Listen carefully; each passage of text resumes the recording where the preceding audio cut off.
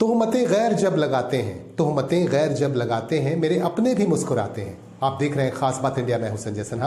आप तमाम दर्शकों का इस न्यूज़ बुलेटिन में बहुत बहुत स्वागत। आइए खबरों की तरफ चलते हैं, सीधे जोड़ते हैं आपको खबरों के साथ। लेकिन इससे पहले एक छोटा सा रिक्वेस्ट, अगर आप हमारे इस चैनल पर बिल्कुल नए हैं तो आप हमारे इस चैनल को ज़रूर सब्सक्राइब कर लें, ताकि पल पल की खबरें आप तक पहुँचती रहें, आप अपडेट रह सकें। आइए खबरों की तरफ चलते हैं और खबरों का सफ़र शुरू करते हैं। हमारे पास पहली खबर आ रही है पश्चिम बंगाल से। पश्चिम बंगाल में आज माध्यमिक की परीक्षा आज से शुरू हो गई है और परीक्षार्थियों में काफी उत्साह दिखा गया। विभिन्न जगहों से हमारे पास खबरें आ रही हैं कि परीक्षार्थी काफी उत्साहित हैं। 2 सालों के बाद ऑफलाइन परीक्षा दे रहे हैं परीक्षार्थी और इस वजह से परीक्षार्थियों में काफ़ी उत्साह दिख रहा है। पश्चिम बर्धमान ज़िले की अगर बात करें तो पश्चिम बर्धमान ज़िले में 118 सेंटर्स बनाए गए हैं जहां परीक्षार्थी परीक्षा दे रहे हैं। 33,000 परीक्षार्थी इस बार परीक्षा दे रहे हैं और जिनमें काफ़ी उत्साह भी दिख रहा है और बंगाल पुलिस के जवान भी उनकी मदद कर रहे हैं। दूसरे सामाजिक संस्था के लोग भी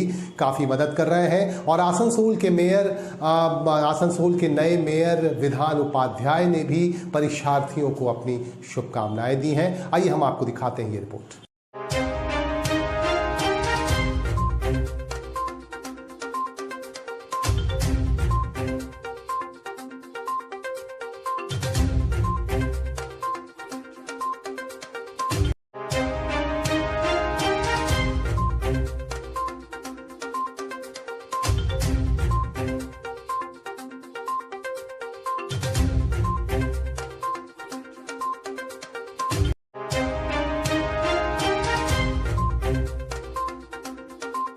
आगे থেকে মার্কস তো ইয়া তো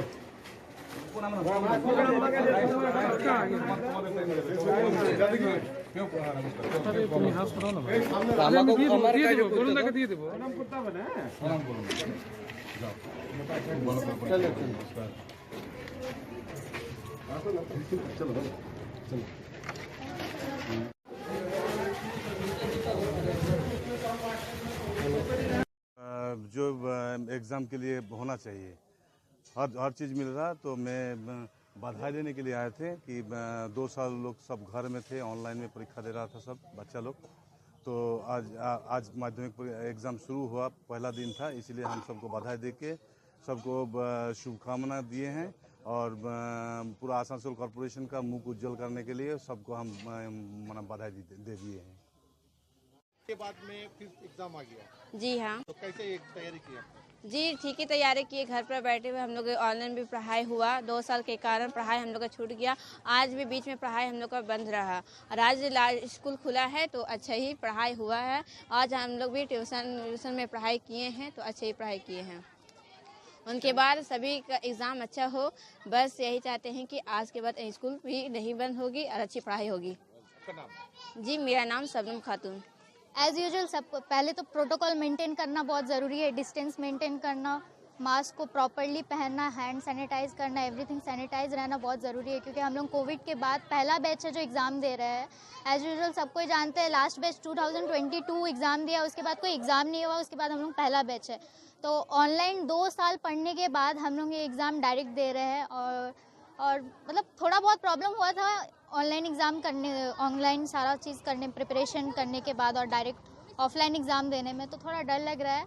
बट ऑनेस्टली जितना प्रिपरेशन किया है अगर उस हिसाब से करेंगे तो wish us luck. Thank you so much. मेरा नाम नफीशा परवीन है। I am from collegiate school, Asansol collegiate school.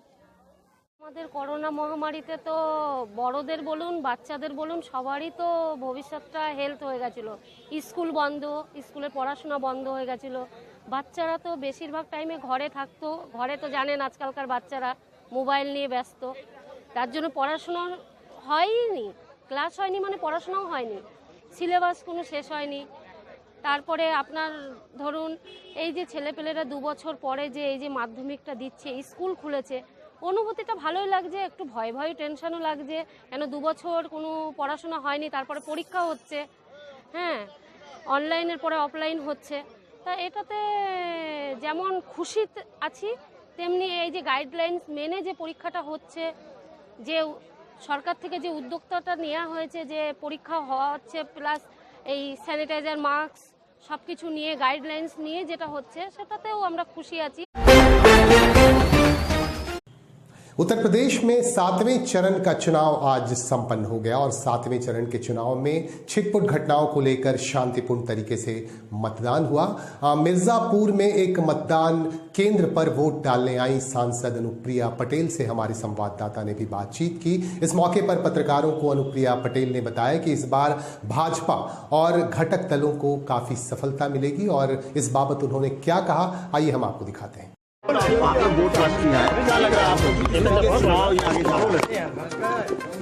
मैंने अपने मताधिकार का प्रयोग किया और अपने दायित्व का निर्वहन किया।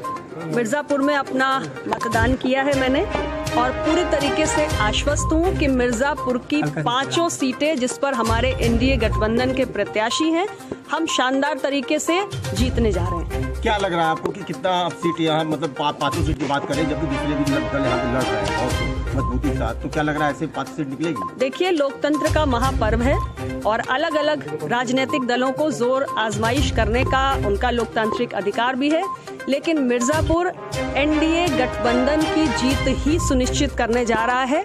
पिछले 5 वर्षों में जो यहाँ पर राज्य की सरकार रही और पिछले 8 वर्षों में मेरा जो दूसरा कार्यकाल है, भारत सरकार की जो तमाम विकास की परियोजनाएं यहाँ पर आई, उसको देखते हुए मिर्जापुर का मतदाता बहुत उत्साहित है और एनडीए गठबंधन के प्रत्याशियों के पक्ष में जबरदस्त मतदान हो रहा है। स्थानीय कौन से मुद्दे हैं जिसपे जनता यहाँ की वोट करेगी? मैं अगर विकास की दृष्टि से बात करूं तो पिछले 8 वर्षों में मिर्जापुर ने एक के बाद एक बहुत सारी विकास परियोजनाओं को जनपद में आते हुए देखा है। चाहे बाढ़ सागर परियोजना का शुभारंभ हो, चाहे मिर्जापुर में मेडिकल कॉलेज का निर्माण हो, केंद्रीय विद्यालय का निर्माण हो, पासपोर्ट ऑफिस की स्थापना हो, एनएच की 4 लेनिंग हो, जल जीवन मिशन की शुरुआत हो या सोलर प्लांट जो 75 मेगावाट्स का यहाँ पर माननीय प्रधानमंत्री जी के कर कमलों से शुरू हुआ, ये तमाम विकास की जो गंगा है इस जनपद में पहुंची है और इसलिए हमारा वोटर उत्साहित है और एनडीए के गठबंधन के प्रत्याशियों को जिताने जा रहा है। ये बताइए, 9 जिले में आज चुनाव हो रहा है, तो क्या लगता है, पिछली बार तो काफी सीटें आप लोग जीते थे, इस बार कितनी सीटें जीत रहे हैं आप? इस चरण में जो भी हमारे सीटें आती हैं उस पर जैसे पहले चरण से एक शुरुआत हुई है कि एनडीए गठबंधन के प्रत्याशियों ने बढ़त बनाई है। 7वें चरण तक आते आते हम और भी ज्यादा मजबूत हो चुके हैं और इसका एक बहुत बड़ा कारण है एनडीए की सरकार ने पिछले कुछ वर्षों में देश की राजनीति में एक परिवर्तन किया है, सरकारों की कार्य संस्कृति में एक परिवर्तन किया है। हम केवल शिलान्यास की श्रृंखला नहीं लगाते हैं, बल्कि हम विकास परियोजनाओं को लोकार्पण तक लेकर जाते हैं और इसलिए एक आम मतदाता के जीवन में एक सकारात्मक बदलाव ला रहे हैं और इसलिए आम मतदाता पहले चरण से जो बयार बहनी शुरू हुई है वो 7वें चरण तक आते आते सुनामी बन चुकी है। कुल्टी के बराकर में बेड़ी रंगाल इलाके में करंट लगने से एक युवक गोलू झा की मौत हो गई। इसके बाद परिजनों में काफी मातम पसर गया। आइए हम आपको दिखाते हैं किस तरह से करंट लगा और कैसे हुई मौत गोलू झा की।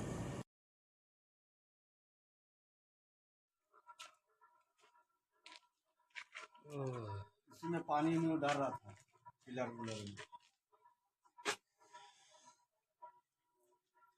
माँ बाप के एक ही लड़का था। जीतू का लड़का था। जीतू तो मर गया है। जीतू तो पहले मर गया। हाँ, उसी का लड़का है। शादीशुदा है। ये तो लेडीज लोग भी बता सकता है घटना को। बड़ा गलती किया है, बताइए तो कैसे ये लोग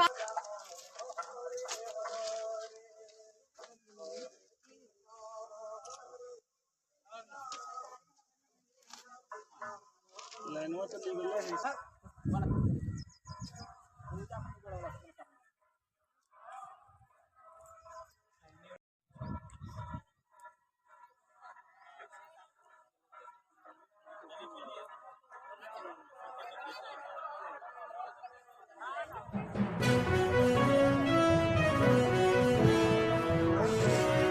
कनेक्शन किया था।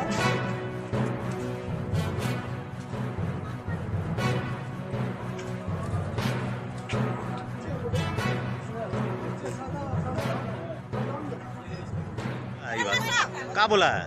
बोला हम फोन से करवा देंगे, जल्दी रास्ता बनवा देंगे, कोई ठीक करवा देंगे। आज आप कुछ करवाया पानी है ना उधर डूबता, पानी दूसरी जगह था तक पानी इधर आ रहे, इसके कारण घटना हुआ। ये घटना जो घटी इसका जिम्मेदार कौन किसको मानते हैं आप लोग? वीडियो बना के चल जाइएगा, पूरा वायरल करिएगा वीडियो, तो मेरा नाम हो गया वीडियो। यहाँ पे करंट लग गया और क्या घटना होगा। कितने वर्ष का लड़का है? 20-22 होगा। लड़का क्या करता रहता है यहाँ पे? यहाँ नहीं रहता, गांव में रहता अपना। यहाँ पे आया था अपना मम्मी के पास। ये नया घर जो बन रहा है उसी का है? हाँ, उसका चाची का घर है और बुआ का घर। घटना कैसे घटी ये वाला? पानी ले रहा था, ये नाला वाला पानी अपना घर में लगा रहा था, करंट लग गया। उसके बाद यहाँ से क्या किया गया उस बच्चा को? बच्चा को दूध पिलाया, लेकिन बच्चा का सांस नहीं आया। फिर हॉस्पिटल लेके गया, वहाँ पे घोषित कर दिया कि मर गया। क्या वजह है यहाँ से घटना का? यहाँ नाले का पानी की वजह? यहाँ पानी का दिक्कत है थोड़ा बहुत नीचे में, और पानी आता है तो ये पूरा डूब जाता है। और क्या, आपका नाम? उसका कोई उपाय करिए। मेरा नाम शोभा नहीं होगा।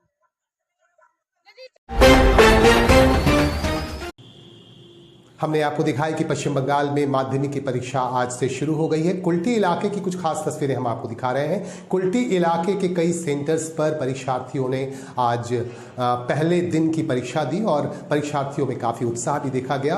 और यहाँ राजनीतिक दलों के लोग और गैर राजनीतिक दलों के लोगों ने मिलकर परीक्षार्थियों की मदद की और उन्हें कलम दिए और उन तक ज़रूरत की चीज़ें पहुँचाई। इस मौके पर हम आपको दिखा रहे हैं कि परीक्षार्थियों में किस तरह से उत्साह देखा गया और समाज सेवियों ने किस तरह से उनकी मदद की। आइए दिखाते हैं कुछ खास तस्वीरें।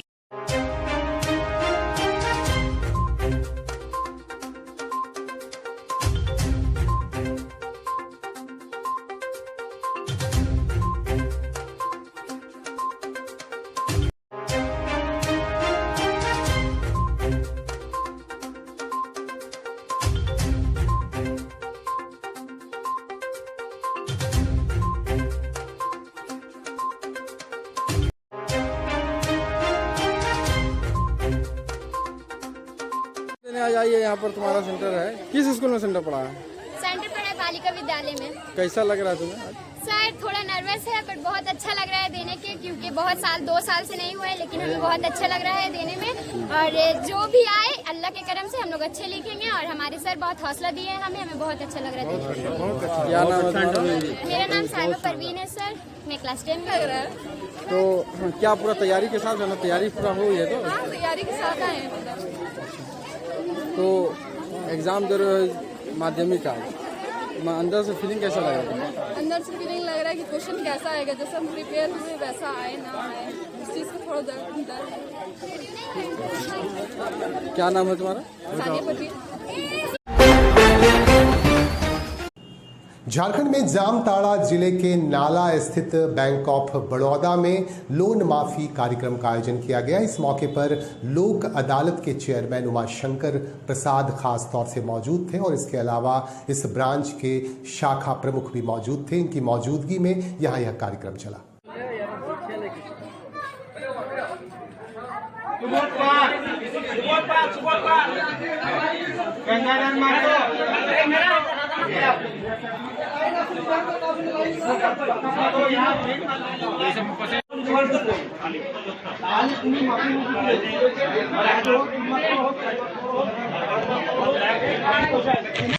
जामताड़ा स्थायी लोक अदालत से मैं चेयरमैन अपने दोनों गैर न्यायिक सदस्य के साथ यहाँ आया हूँ बैंक ऑफ इंडिया में।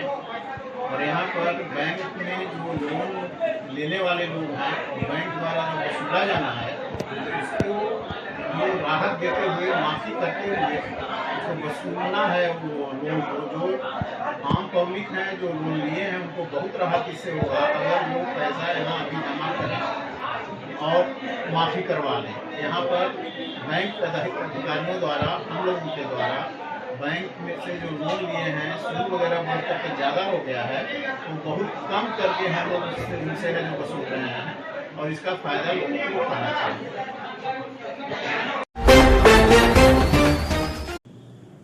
धनबाद के मटकुरिया इलाके का रहने वाला एक कार चालक जिसका शव कुल्टी के नियामतपुर इलाके से बरामद हुआ, इसके बाद सनसनी फैल गई। आज सुबह लोगों ने देखा कि एक व्यक्ति का शव पड़ा हुआ है सड़क के किनारे। इसके बाद पूरे इलाके में सनसनी मच गई और नियामतपुर पुलिस को इसकी खबर दी गई। पुलिस को खबर देने के बाद मृतक के परिवार वालों तक भी खबर पहुंचाई गई और हमारे संवाददाता ने उनके परिजनों से भी जानकारी दी।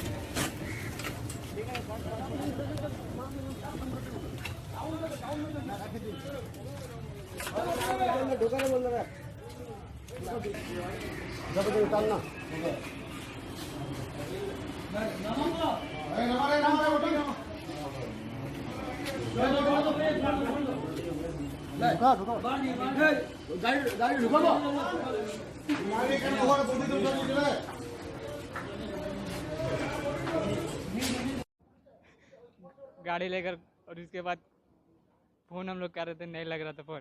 तब तक घर पे आए, मेरा थाना वाले बोले कि पापा नहीं है हॉस्पिटल। हाँ, बाड़ा में आए थे। क्या गाड़ी था? डिजायर।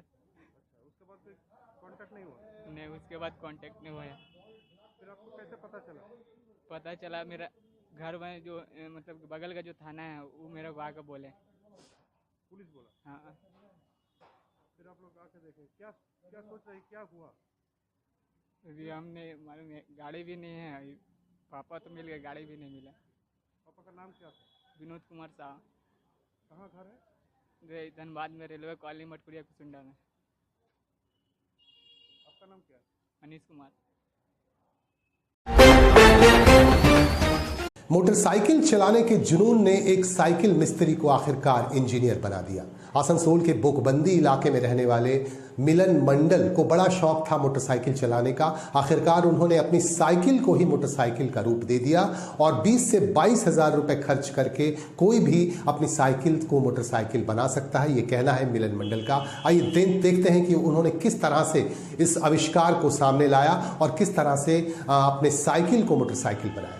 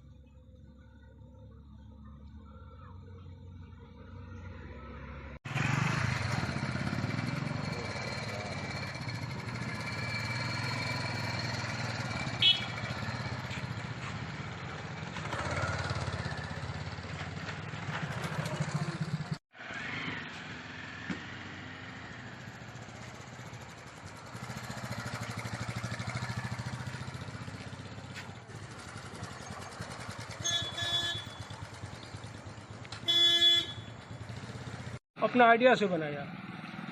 हमको कई दिन से हमको समझ में आ रहा था कि साइकिल को कैसे मॉडिफाई किया जाए। ऐसे इलेक्ट्रिक वाला साइकिल तो चल ही रहा, तो हम सोचा कि एक इंजन बैठा दे साइकिल में।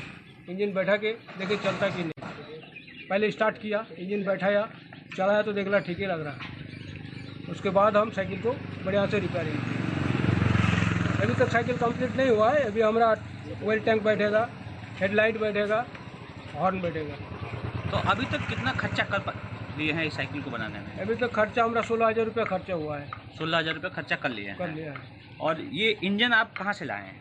इंजन अब दूसरा आदमी से खरीद के लाया। पुराना गाड़ी एक तो था बजाज सिटी 100 का, वो गाड़ी खरीद के लाया। तो गाड़ी का चक्का नहीं था, तो हम देखा इंजन बेकार हो जाएगा, साइकिल में बैठा दिया। और क्या कहना है इसमें, आगे बढ़ने का कोशिश कर रहा। नहीं, दिखाया नहीं है किसी को। ये अपना मन से बनाया और अपने गैरेज में रखा है। प्लानिंग है, अगर सरकार कुछ मदद करेगा तो आगे हम बढ़ा देगा काम को। सरकार से कुछ मदद चाहता है हम सबका सहयोगिता से हम बनाया कि जो साइकिल जो बनाया गांव का आदमी सब हमको सहयोगिता